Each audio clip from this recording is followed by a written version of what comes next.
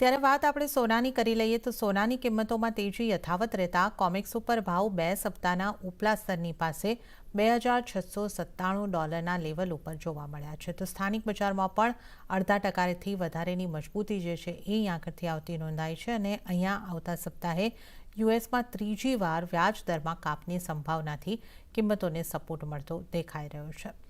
તો જે રીતે આપણે વાત કરી કોમેક્સ ઉપર થોડું દબાણ આવ્યું છે. સોનાની અંદર 2678ની આસપાસ કારોબાર, પણ પોઝિટિવિટી એમસીએક્સ ઉપર હજુ જળવાયેલી છે.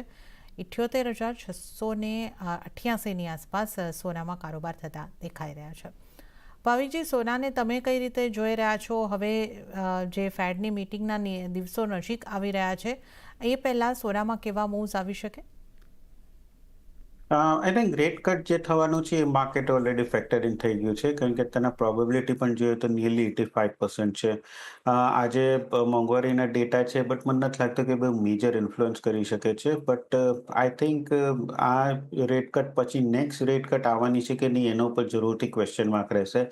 અને એના લીધે જ લોકો ખાસ કરીને જે એનાઉન્સમેન્ટ જે છે એ વધારે જોવાનું છે કે ફેડરલ રિઝર્વના ચેરમેન જે છે એ આગળ શું કહે છે.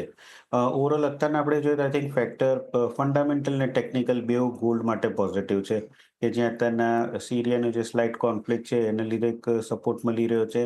સેકન્ડ આપણે જોઈએ કે છેલ્લા 5 મહિના પછી પહેલીવાર ચાઇના જે છે એને ફિઝિકલ ગોલ્ડ ચાઇનીઝ સેન્ટ્રલ બેન્કે બાય કર્યું છે.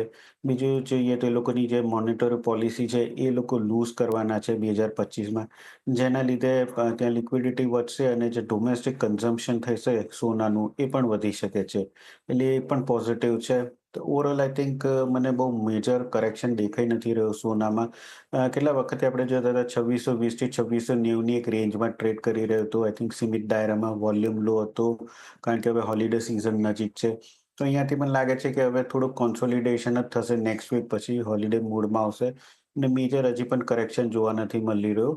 ઓવરઓલ આજે થોડુંક કરેક્શન આવી શકે છે. 2 દિવસની આપણે અપસાઇડ જોવા મળ્યું, એના પછી થોડુંક પ્રોફિટ બુકિંગ આવશે.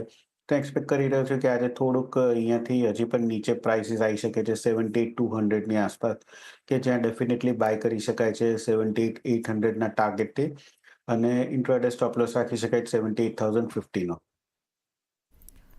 ઓકે, તો અહીંયા આગળથી ખાસ કરીને સોનામાં ખરીદારી તરફ રહેવાની જે સલાહ જે છે એ બનતી દેખાઈ રહી છે. તો હવે રેટ કટ અત્યારે જે થવાનો છે એ તો અહીંયા આગળથી અપેક્ષિત લાગી રહ્યો છે. ખાસી સંભાવનાઓ પણ એની પ્રોબેબિલિટીની વાત કરીએ તો એ પણ બની રહી છે, પણ એની આગળની સ્થિતિ શું બને છે એના ઉપર બજારની નજર રહેશે. અત્યારે ખરીદારી તરફ રહેવાની સલાહ બનતી દેખાઈ રહી છે.